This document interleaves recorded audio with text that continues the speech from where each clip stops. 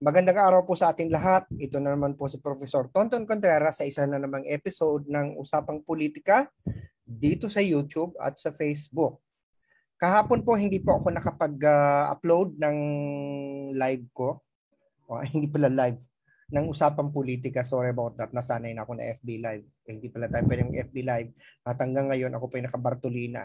Hindi pa po ako pwedeng mag-FB Live. Pero natutuwa na po ako din sa format natin. Kahapon po hindi ako nakapag-upload kasi marami po tayong inasikasong mga personal na bagay. At ito ay patukol doon sa issue tungkol sa, alam mo na, yung na-post ko recently regarding na tungkol sa sa paglipat ko sa UPLB at ang pag-retire ko sa Lasal.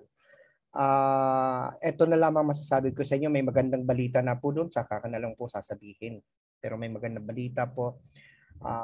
At ang nakaganda po nito, yung nangyari sa akin, nakapagbigay sa akin ng opportunity para magmuni-muni.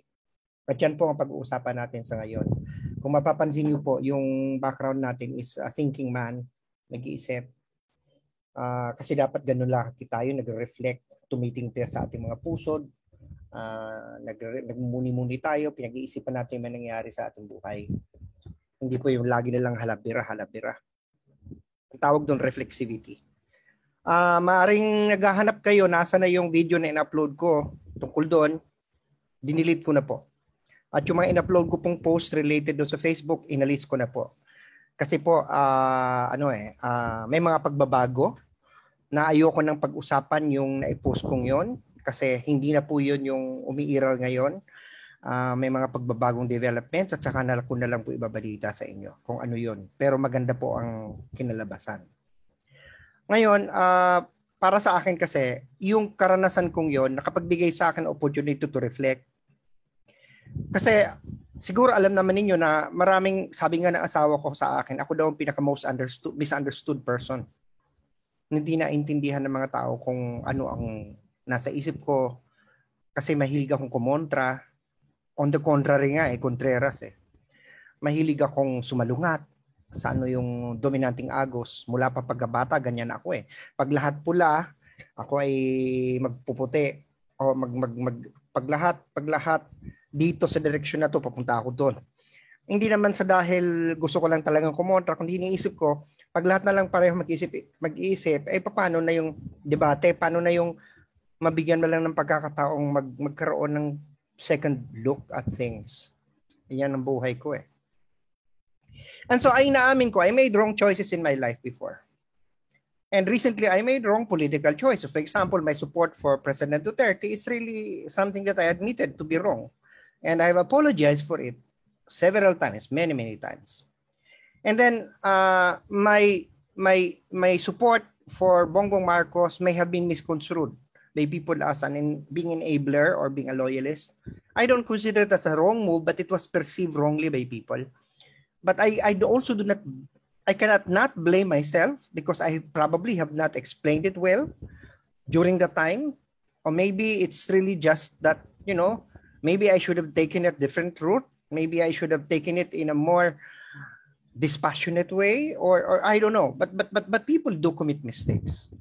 And I'm always asking people to really give people a second chance. Diba? How can I ask for people to give me a second look and consider that I have made mistakes and I have apologized for it, and I've made wrong choices and wrong moves, and people should be given an opportunity to become better. That is why ang suporta ko din regarding sa drug issue, sa drug use, hindi ako masyadong nababahala dyan kung nagreforma naman.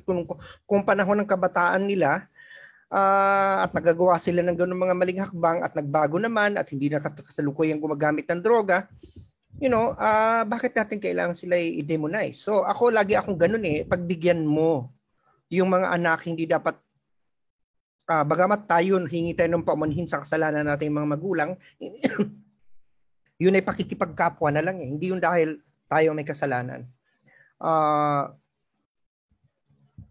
Yung paano ako hihingi ng pag-unawa kapag ako ay patuloy na nakagapos sa mga bagay-bagay na nangyari sa nakaraan. So this is precisely why I realized, sabi ko, mabuting nangyari din itong karanasan kong ito recently sa paglipat ko sa UPLB. At nakapagbigay sa akin opportunity again to reflect that, indeed, I could not be consistent if I ask people to give me a second chance or give me an understanding they have misunderstood me if I keep on holding on to the past as well. So yan ang dahilan kung bakit nagkaroon ako ng epiphany regarding particularly kay Leni Robredo. Kasi talaga namang inaamin kong bias ako doon sa Ali. At ang biases na ito nangyari sa mga nangyari sa aming pamilya. So, para sa akin, siguro panahon na para yung ganong bagahe, i-unload ko na. Kasi nabibigatan na ako doon, nakakabigat na yun, nakaka-compromise yun ng politika ko eh. Kasi ang politika ko, dapat objective ako, dapat tinataas ko ang lahat ng kandidato, depende sa kanilang mga positive and negative. And if I continue to have this bias against Mrs. Robredo because of what happened between our families, then I will not be true to my calling as being in the middle. I'm just shooting my foot. I'm just shooting myself. It's a self-inflicted wound. So after much thought, I said, then I have to let go of that.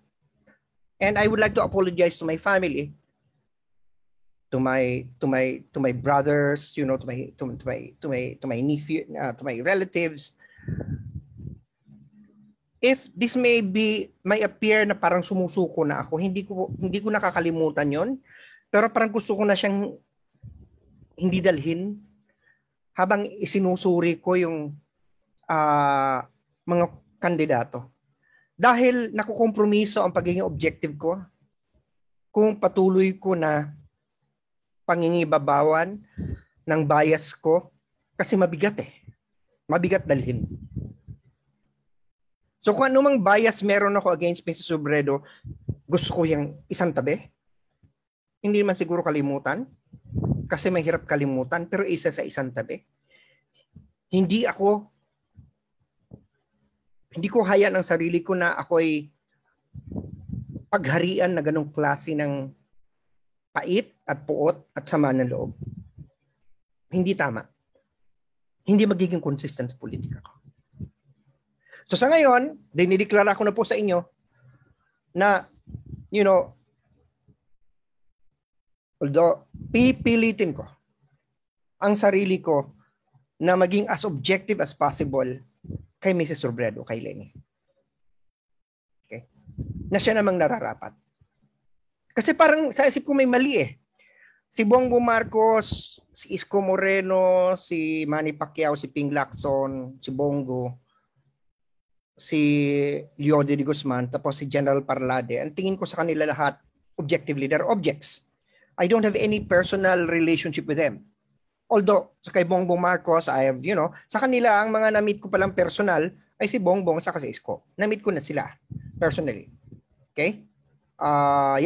Ang iba, si Bongo, na-meet ko yan personally nung pumunta ko Malacanang, pero hindi kami yung nagkaroon ng conversation, Si Ping Lacson, parang na-meet ko rin yan para sa isang event lang na speaker siya. I'm one of the thousands na naandun. But ang nakadaupang palad ko talaga ay, in fact, si Bongbong at saka si Isko. Because Leni, I have never conversed with Leni.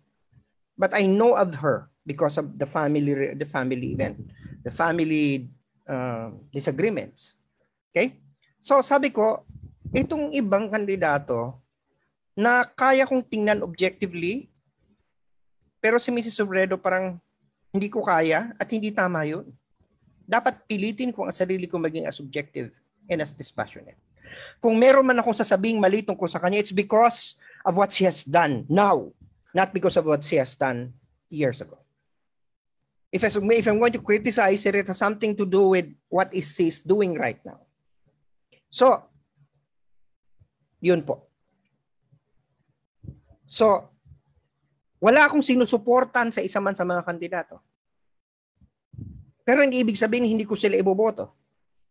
Kaya kung sinabi ko na ni-rewind ko yon, mula ngayon open-minded ako sa kanila lahat kung sino sa kanila ang iboboto ko. In fact, ito, although malayong mangyari to, di ba? Sinasabi ko may possibility. Baka pa nga, there is a small chance that I might, in the end, decide to vote for Mrs. Robredo. Of course, that might be far-fetched, but it is still a possibility. I said that I'm not going to vote for Marcos. In the end, I might vote for him. I might vote for Isko. I might vote for Ping. I might vote for Manny Pacquiao. I might vote for Bongo. That's an open possibility because, like I said, my decisions during elections are always transactional and contextual. Kung sino sa kanila sa ngayon at napatagal pa ng Mayo para makapag-desisyon ako kung sino yung gustong iboboto ko. So, wala akong sinusuportahan sa mga kandidato pero hindi ibig sabihin nun hindi ako boboto sa isa sa kanila. Now, maaaring ang mga tao malilito. So, di ba ang suporta pagboto? Ang pagboto suporta? Not necessarily. Pag sinabi kong hindi ko sila sinuportahan, it means na hindi ko sila ikakampanya, hindi ko sila i-endorso. Kasi pag sinusuportahan mo na meron ka ng loyalty to a choice. That means I'm already obliged to defend them. I'm already obliged to attack their opponents, balik na naman ako sa sitwasyon na, meron na naman akong tinatangi. Kasi yung pagsusuporta, pagkatangi yun eh. Diba? So, malinaw po na hindi ko gagawin yun. Pero hindi ibig sabihin wala akong mapipili sa kanila. At lahat sila ngayon on even footing na. Nawawala na po yung bagahe ko kay Mrs. Robredo, pipilitin kong alisin ang bias ko sa kanya dahil hindi naman fair. At napilitan na na-realize ko na mati nga naman talaga. Hindi naman pala hindi talaga pwede na ang ibang kandidato objective ang pagtingin ko. Pero pagdating kay Mrs. Robredo ay naka-cloud na nangyari sa amin at sa pamilya ko. So for those of you who are Lenny supporters, maybe that's good news. But it doesn't mean that I'm not going to criticize her anymore. Ganun naman ako eh. I have always criticized people based on what they do. And maybe that is the thing about Lenny is that nangunahan kasi ako ng bias. So, pipilitin ko alisin yon kasi na-realize ko na hindi ko pwedeng hingin sa mga tao na kalimutan nyo kung anong nagawa ko nung nakaraan. Kung ano man yung pagkakamali ko na humingin ako ng pamanhin. Kung hindi ko rin kayang kumalimot sa mga ginawa ng ibang tao. Kung hindi ko man kalimutan ay yung at least malagay ko objectively. I cannot ask people to judge me fairly and objectively if I could not do that to other people like Mrs. Robredo, that I could judge her objectively and fairly. So yun lang po. So isang epiphany at lalo ko ngayong ginagawa yan para talagang may makapagturo ako na pwede tayo maging objective. Ngayong panahon ng eleksyon, ito dapat yung maging rational tayo. Pero wag nating hayaan na pagharian tayo ng emosyon, ng galit, ng prejudice, ng bias. Let us think of this as choosing the best. And we could not choose the best if we are irrational. Kasi sa magiging sarado ka na eh. Hindi mo na titingnan kung ano yung negatibo sa isang kandidatong preferred mo. Kasi kaya hindi ako pwedeng maging loyalist kahit kanino eh. Kasi pag loyalist ka, kinakalimutan mo na yung reason mo eh. Loyal ka na eh. Ang loyal ganyan eh. Kaya ayoko ng word na loyalist o diehard. Allergic ako dyan. Gaya din ako ng allergic sa mga taong ko makapagsalita. Wala namang napapatunayan si Bongbong. Wala ba namang napapatunayan si Lenny o si Isko. Para sabi ko, ano ba itong mga taong ito? Mga bulag ba? Kahit galit ka sa tao, naging vice-presidente yan, naging senador yan, naging congressman yan, naging mayor yan, naging konsehal yan, may napatunayan yan kahit papano. Kahit nga si Manny Pacquiao napatunayan, naging boksingero. Yun nga lang, pagiging senador, baka naman matanong natin ano ba nga bang napatunayan ni Manny Pacquiao sa pagiging senador. Pero wala pong tao na sa mga kandidato na walang napatunayan kahit yung mga hindi pa nakaupo. Katulad ni General Parlade, may napatunayan din naman yun. Nag-occupy siya ng isang posisyon niya. Ganon din naman si Leo de Guzman. Si Calyodi na naging labor leader, may mga napatunayan. So wag nyo pong sabihin na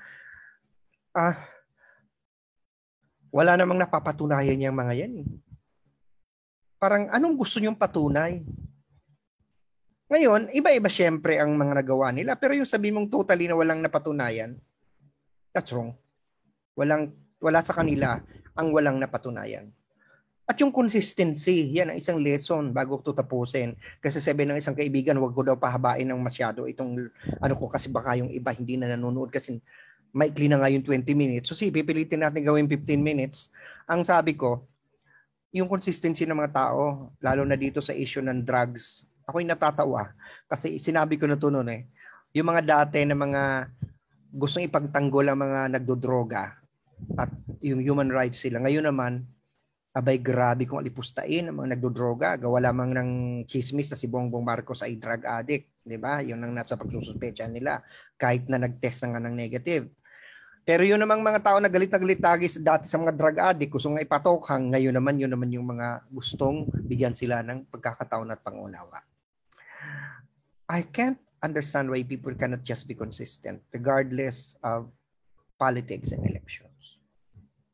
Bakit kailangan nating hayaan ang ating mga desisyon at mga preferences ay nagigiyahan ng mga partisan biases natin?